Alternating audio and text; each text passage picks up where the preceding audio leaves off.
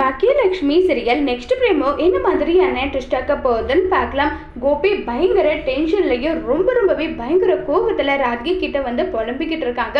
ராதிகாவை விடுங்க கோபி, அவங்க அப்படிதான்றது உங்களுக்கு தெரியும், தெரிஞ்சுக்கிட்ட மறுபடியும் நீங்கள் அதை பற்றி பேசுறது தான் என்னுடைய மனசுக்கு ரொம்ப வருத்தமாக இருக்கு, விடுங்கன்னு சொல்லிட்டு ரொம்பவே வருத்தப்பட்டு பேசுகிறாங்க.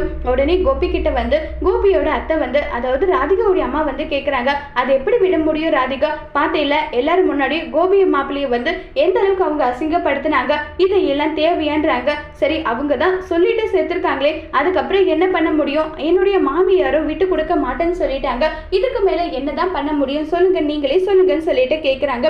அவங்க சொன்னா, இந்த பாக்கியாவுக்கு எங்க போச்சு அறிவு, இல்லத்த இவங்க கொல்லி போறது தான் வந்து முறை இப்படின்னு எல்லாம் சொல்லியிருக்கணும், அவளும் குத்துக்கல்ல மாதிரி தானே இருந்த, அப்ப ஊர் உலகத்துக்கு முன்னாடி நான் தான் நல்லவன், நான் தான் நல்ல பொண்ணுன்றத காட்டிக்கணும், அதுதான் அவளுடைய நோக்கம் எல்லாம் பேசுறாங்க.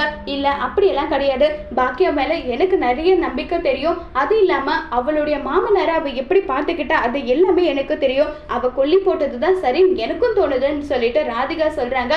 இது கோபி எப்படி எடுத்துக்க போறாங்கிறத வரப்போற எபிசோட்ல வெயிட் பண்ணி பார்க்கலாம். தேங்க்யூ.